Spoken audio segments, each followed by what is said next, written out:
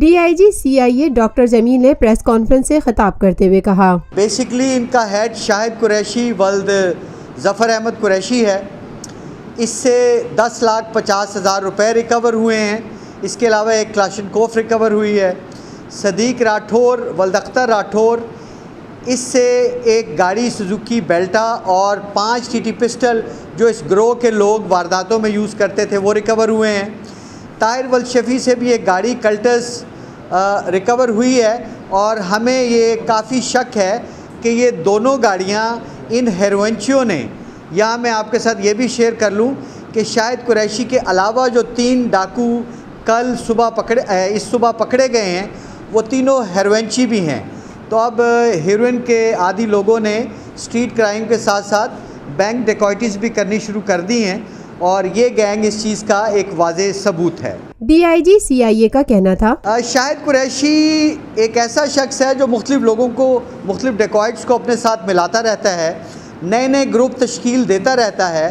اس کے گروپ کے باقی لوگ پکڑے بھی گئے ہیں، مارے بھی گئے ہیں.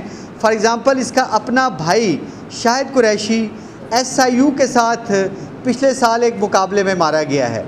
اسی طرح اس کا ایک بہنوئی، وہ بھی ایک بدنام زکانہ ڈکیت ہے اور اس کا نام شاہد خان عرف چٹا ہے، وہ بھی ہمیں وانٹڈ ہے اور اس کے گروپ کا یہ شریک ہے.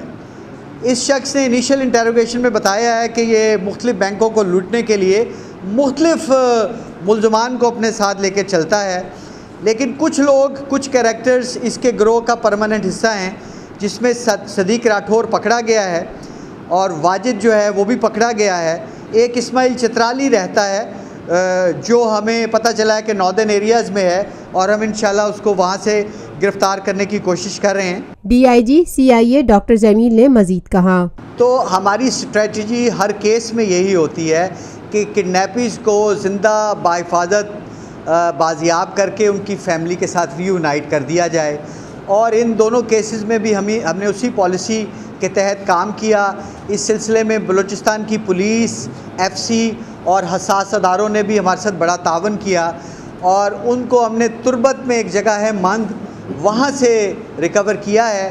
جو لغاری صاحب تھے ان کو کڈنیپ کرنے والے لوگ پشتو سپیکنگ تھے اور جو مری صاحب ہیں ان کو کڈنیپ کرنے والے لوگ بلوچی سپیکنگ تھے.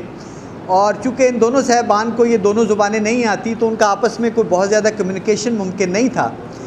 لیکن بہرحال ان کے ساتھ کوئی ایسی فزیکل میل ٹریٹمنٹ نہیں ہوئی اور ہم نے نیگوشیشن، جو کہ پروفیشنل پولیسنگ کا ایک بہت اہم ہتھیار ہے، طریقہ کار ہے، اس کے تھرو ہم نے ان کو سیف وہاں سے ریکور کیا ہے.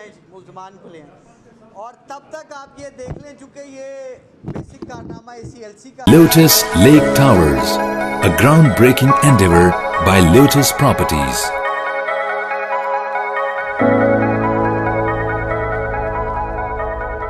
ملکی، بین الاقوامی، سماجی، سیاسی، تجارتی، ثقافتی، تفریحی، معلوماتی اور کھیلوں سے جڑی ہر چھوٹی بڑی خبر کا مرکز TNN TV.